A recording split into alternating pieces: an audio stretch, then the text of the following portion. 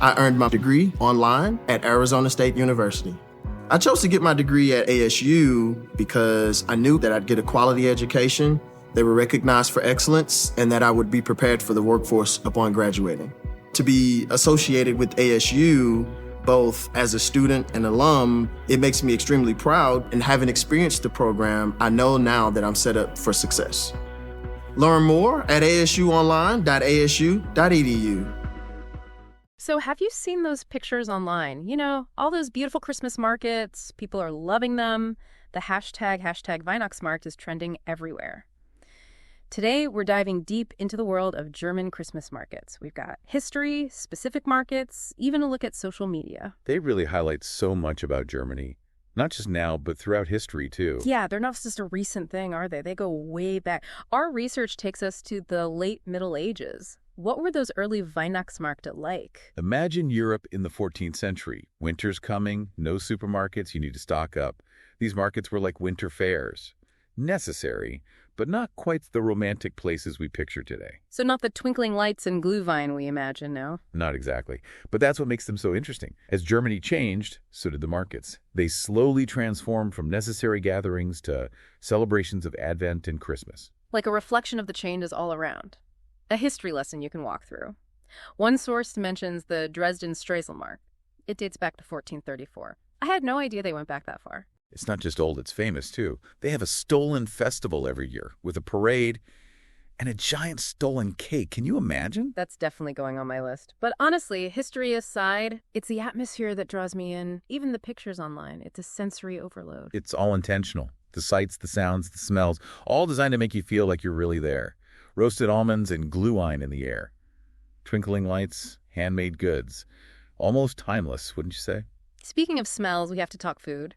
What's a Weihnachtsmarkt without the treats? Glühwein, that warm spiced wine, that's a must-try, right? Oh, absolutely. And it's not just classic Glühwein. Weight Glühwein, alcohol-free versions. There's something for everyone. And then there's Lebkuchen, the gingerbread. I see pictures online. Simple cookies to these elaborate decorated hearts. Must be amazing to see them in person. Food is always central to cultural events. But at Weihnachtsmärkte, it's more than just the usual treats. You can find regional specialties too, like Flammkuchen, a thin crust tart that's common in areas influenced by Alsace, or Lübeck marzipan, known for its delicate flavor. Each market has its own culinary journey to offer. And what about the savory stuff? Bratwurst, those juicy grilled sausages. Seems like the perfect comfort food for a chilly market evening. Absolutely. That smell, along with the candied almonds, it's hard to resist. Okay, so we've got the atmosphere, the food. But there's more than just eating and drinking, right? They're also full of handcrafted goods. Exactly. Real craftsmanship on display. Handmade ornaments, wooden toys, intricate decorations, nothing like the mass-produced stuff you see everywhere else. That must be something to see. One source mentioned glass blowers, wood carvers, candle makers, all demonstrating their crafts right there in the markets. Imagine watching them work, learning their techniques. It's like a living museum of traditional skills. And it's not just cultural, it's economic too. These markets are a big source of income for local artisans, especially during the holidays. And it's not just for adults, is it? Weihnachtsmärkte are for the whole family. You got it. Carousels, ice skating rinks, storytelling, those classic fairy tales brought to life. Truly magical, especially for the kids. And of course, Santa Claus or St. Nicholas. Imagine the look on a child's face when they see them. Creating memories, keeping traditions alive, sharing that magic with the next generation. Okay, so we've got a feel for the history, the vibe, the family fun. Let's talk specific markets now. You mentioned Dresden, but what about Nuremberg? The Nuremberg Christkindlesmarkt seems like a popular one. It is, and it's known for its opening ceremony. Led by the Christkind, a young woman chosen to be the spirit of Christmas, a truly special tradition. Oh, and I read about Zwetschgenmandel, those little figures made from dried plums. Seems so unique to Nuremberg. It is. And while you're there, you have to try the Nuremberg Bratwurst. And the local beers, they're regional specialties for a reason.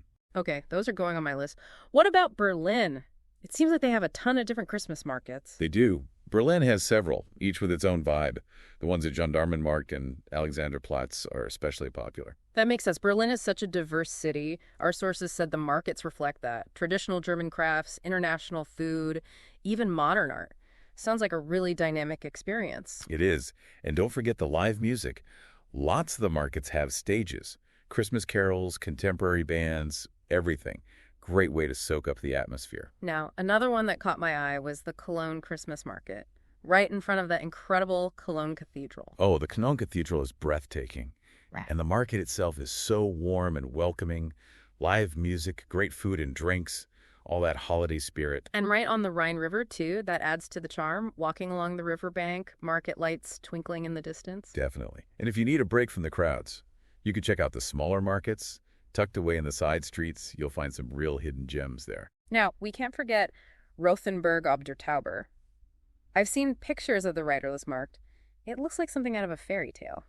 The Riderless Markt is truly special. A beautifully preserved medieval town, like stepping back in time. The market focuses on traditional crafts. Handmade wooden toys, ornaments, soaps, candles, all kinds of unique gifts. And the Keitha Wolfart Christmas Village is there too, right? Christmas all year round. Definitely on the bucket list. Absolutely. And while you're in Rothenburg, try the Schneeballen. It's a delicious pastry, unique to the region. Wow, so many markets, all with their own charm. How do you even pick a favorite? You're right. It's about finding the ones that speak to you. Traditional crafts, regional food, festive atmosphere. There's a Weihnachtsmarkt out there for everyone. But that's what I love about them. They really do offer something for everyone, no matter your age, background, interests. It's truly a celebration of community and tradition. Absolutely. In a world that feels so divided sometimes, these markets remind us of what we share. That holiday joy, the warmth, the connection, it's beautiful. It really is. But besides the festive stuff, I'm curious about the deeper meaning. They go beyond the commercial side of things, don't they? Absolutely. Weihnachtsmärkte have a deeper cultural and communal significance. Really heartwarming. You're right, they do.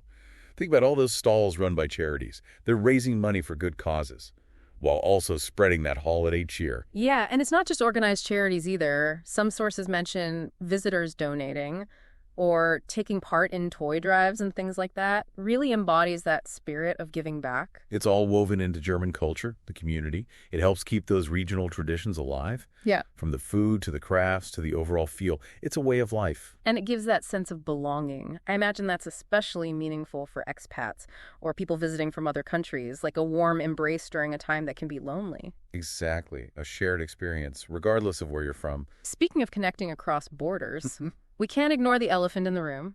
Social media. Platforms like Instagram, TikTok, Twitter, they've really amplified Weihnachtsmärkte globally. Oh, they've definitely become a social media thing. Search #Weihnachtsmarkt. You're flooded with pictures and videos. Those twinkling lights and cute stalls.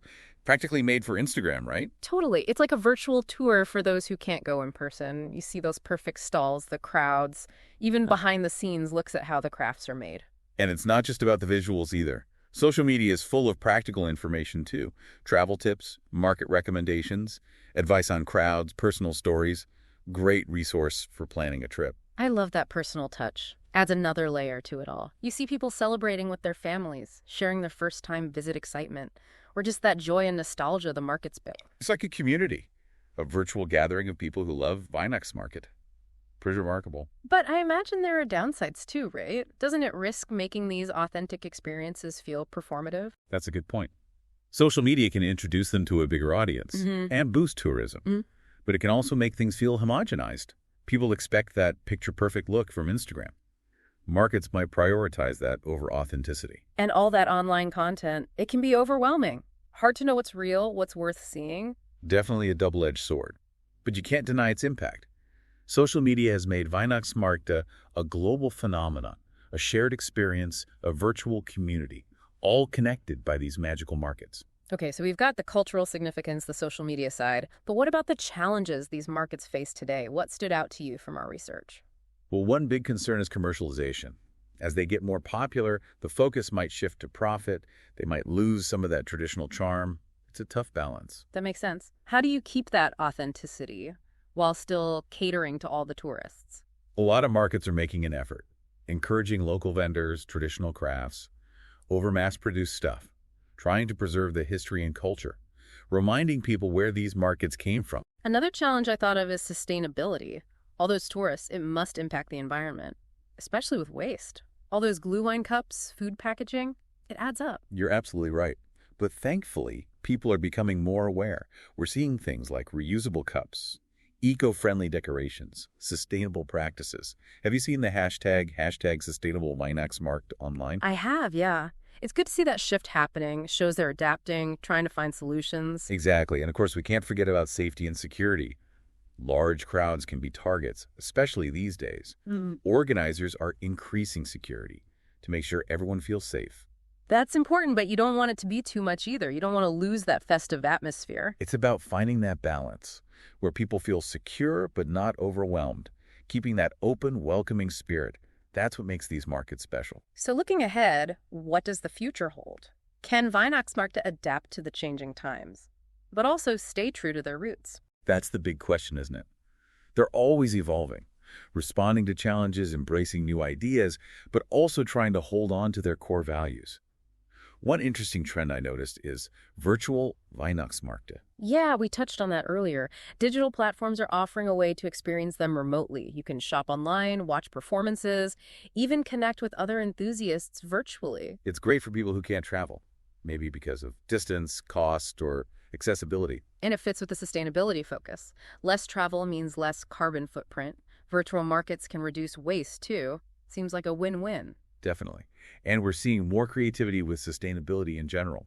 Solar-powered lights, more plant-based food, encouraging reusable bags and cups. It's encouraging to see those changes, shows a commitment to moving forward. And I've also noticed a push for more inclusivity, which is great. Absolutely. Markets are adding elements from different cultures, making them more welcoming and representative, recognizing that the holiday spirit goes beyond any one culture. It's about creating a space for everyone to share in the joy of the season. Exactly. The future of Weihnachtsmärkte is about finding that harmony between tradition and innovation, keeping the unique things that make them special, while also adapting to what visitors need and expect. It's a constant process, a balancing act. And it's worth paying attention to. These markets aren't just festive events. They reflect bigger cultural trends. They show how powerful tradition can be, even in a world that's changing so quickly. It's amazing, isn't it, how these markets are finding their place in the modern world, becoming more sustainable, more inclusive, even more accessible with those virtual experiences. Shows how resilient they are, how adaptable. These traditions have been around for centuries, changing with society. I think there's a lesson there for all of us. Definitely. It's inspiring to see them hold on to what makes them special while also embracing change. Exactly. Who knows, maybe those innovations we see now, they'll become part of the tradition someday. Yeah. Future generations looking back and saying, can you believe they used to use disposable cups for glue line? I can see it now, but no matter how things change, I think that heart of the Weihnachtsmarkt, that sense of wonder, the warmth, the togetherness, it'll always resonate with people. Oh, absolutely. It's something universal, that need for connection, especially during the holidays. Well said. And if this deep dive has sparked your curiosity, if you're thinking about experiencing a Weihnachtsmarkt yourself, I encourage you to go for it. Whether it's a trip to Germany or even a local market inspired by those traditions, it's an experience you won't forget. You'll be captivated by it all. The sights, the sounds, the smells, the tastes. A truly immersive experience. And remember that question we asked earlier about what you'd bring to your own Weihnachtsmarkt stall? We'd love to hear your ideas, your unique creations, family recipes, craft ideas, anything that captures the spirit of the Weihnachtsmarkt for you. Use the hashtags, hashtag the deep dive and hashtag Weihnachtsmarkt. Share your passion, inspire each other. It's been wonderful exploring this with you. Yeah. Likewise. And to our listeners, thank you for joining us on this festive journey. Until next time, keep exploring, keep learning, keep that spirit of discovery alive. Today is your lucky day. Today is the day that our $3 website works for you, paying you directly to your PayPal daily. Imagine $3 ongoing continuous payments to your PayPal account. Imagine falling asleep and waking up to $300 in your PayPal account. How would this make you feel? How could this help you? What bills could you pay? What kind of fun could you have? What does that retirement look like now? All for a one-time payment of $3. This website is DFY done for you, fully built and completely hosted, and never stops collecting payments for you. You have spent $3 on coffee on a regular, but that coffee won't help you create multiple streams of income. Click the link below. I earned my degree online at Arizona State University. I chose to get my degree at ASU because I knew that I'd get a quality education, they were recognized for excellence, and that I would be prepared for the workforce upon graduating. To be associated with ASU, both as a student and alum, it makes me extremely proud, and having experienced the program, I know now that I'm set up for success. Learn more at asuonline.asu.edu.